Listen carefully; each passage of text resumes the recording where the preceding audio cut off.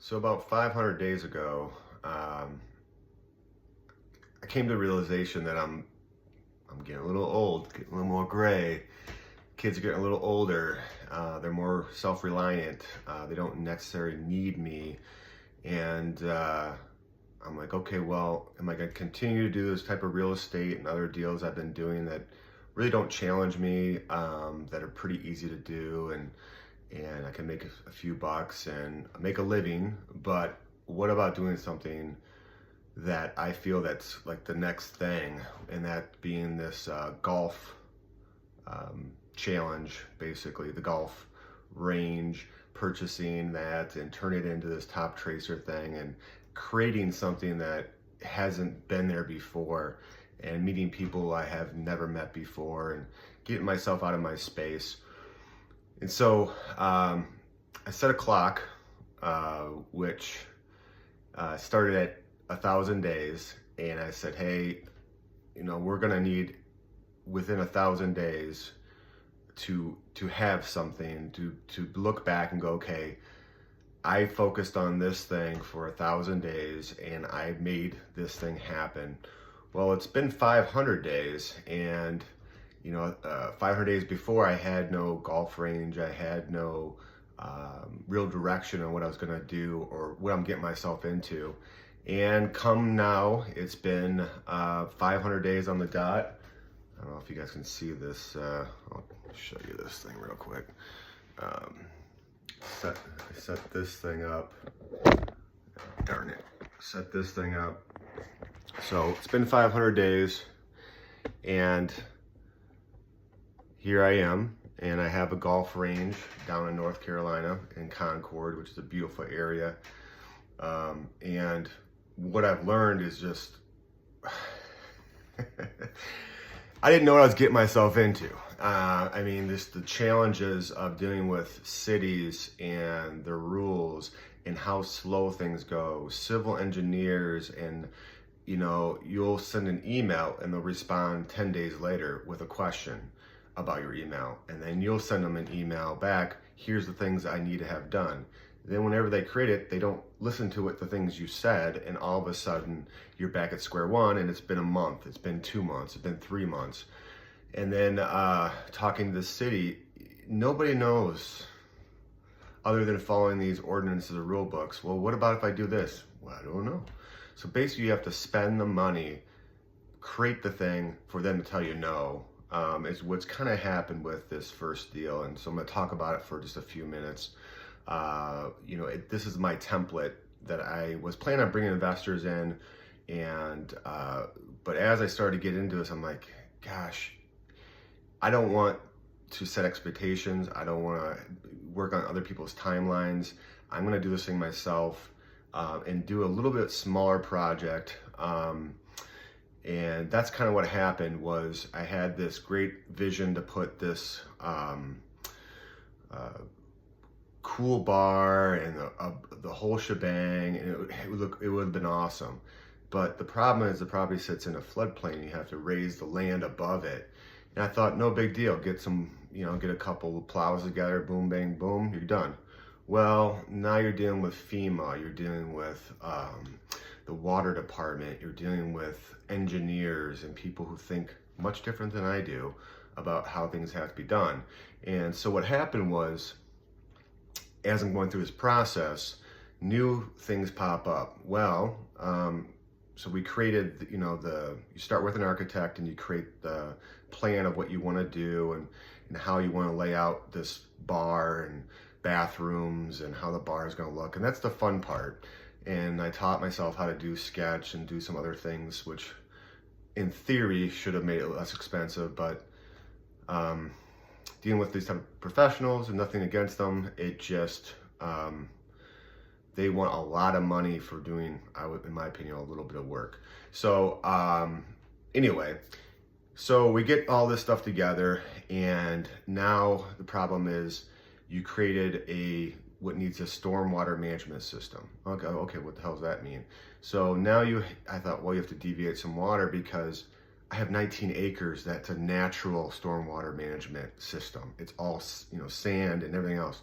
No, you need to create $100,000 containment thing, have all your gutters go into this thing, and the water has to be engineered, and then your flow has to be just stupid things that make no sense. This is 19 acres in the middle of nowhere. That makes no sense to do this. So I'm like, well, should I still go through with that? Should I spend all that kind of money? And then you trigger other things that I didn't think about. You know, the fire department. Well, there's already a fire lane, that's fine. Well, the fire hydrant is sitting too far away. It's 300 feet, it needs to be 150 feet. And I thought, well, I've got a 600 square foot space. I mean, okay, I know I need, if something happens, that people can run out of there and no big deal, but, and it's made out of metal, so what's the deal here? But anyway, so that would have been another, just an ungodly amount of money to bring a fire hydrant across a main road, which has to be shut down while they're doing that.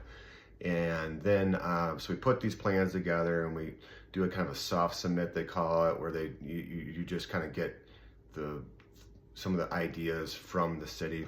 And they said, well, you're gonna need a sidewalk that goes from where you're at all the way to the 601 highway. And I'm like, why? Nobody can ride a bicycle on 601. They're not even supposed to be on a highway riding bikes. And the nearest place is 5 miles away, whatever it is. It's dangerous. It makes no sense to bring a sidewalk to nowhere. So that was another thing. And then you have to do all this landscaping a certain way. And I get the idea of some of this stuff, but the property sits in an industrial area, but mine is actually called a general business. And so I thought, well, everything else is industrial. I can do this thing in metal and save myself money. No, you can't, and there's no variance for it. Okay, fine, then I'll do it out of, different type of materials. I'll do this. Well, now your pitch cannot be more than, has to be a 312 pitch, which is more like this, instead of a 212 this. Well, that just adds another 15 grand that just gets burnt up, and all this money just gets burnt up. I said, screw it, finally. I said, I'm not raising the ground. I'm just gonna put concrete down and put these and so then I was like, well, what can I put there to kind of cover people? And that's where I got into like the Chat GPT thing. And I'm like, I put in the whole 800-page ordinance from the city, and I said, hey, what can I put here knowing that this is in a floodplain, that we're not raising it above there? And it said, well, you can do, kind of these tents. And so I'm like, well, there's an accessory structure like a tent. What do you mean by that? And so I found these tents that you can put up, the canopies that are pretty cool, and they have 10-year warranties on them, and they're gonna work good. Problem is there's no heat containment. It's hard to put electric up on it. It's hard to put extra monitors. So it's gonna be more of a basic situation. However, it gets me going. It gets the whole thing running a lot quicker.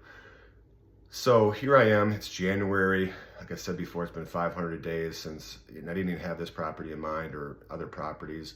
And now I have this thing, and we're right by getting near permits. And so that's kind of what takes a lot of mental energy, and it's been an up and down battle. And I had a couple different videos throughout that experience, just kind of explaining what's going on as well. But I didn't really go into any details like I am right now.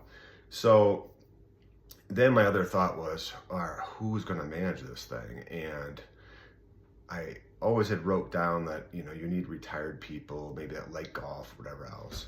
Well, I rented the place to the previous guy for a year. And in doing so, I ran into two of his employees, which are retired guys that love golf, that are straight shooters, that don't need a lot of money because they're already in retirement and whatnot, and they're not going to steal from him. They go to church on Sunday. It couldn't work out any better here. So these guys are now going to manage the place when I'm not there. We're going to use as much as we can with credit cards so they don't have too much cash flying back and forth. There'll be a little bit in the pro shop where you're gonna need cash for candy bars, the kid shows up and that type of thing. But the idea here is that really just make this thing as simple as possible, make this the template for what I need to do, find out all the costs that are involved with the top tracer, with electricians to bring this stuff in. I mean, that's like 40 grand to lay lines and do things right just there. Canopies are another, 60 grand, 80 grand. If I was gonna put, and then I was planning on putting netting up, but it's $150 a linear foot, guys. So what that means, if I do 1,000 feet, it's 150 grand of just money gone. So instead, I'm just gonna use old crappy balls, which is not gonna make a lot of people happy. And for the first year, we're just gonna spray balls everywhere. And I'll just have to keep buying more balls as needed. And then once out of cash flow, and we see how well this business is working, I may invest in the netting, but it is the ridiculous cost to do it. So, and then I spent a ton of money trying to drain out the fields because it gets a little wet. It's a lot of clay. And I thought we'd put these French drains in, which didn't do anything. There goes 38,000 in drains that really don't do much. And so what you really need is swales, because the drains will clog because of the clay. It just creates a casing around it.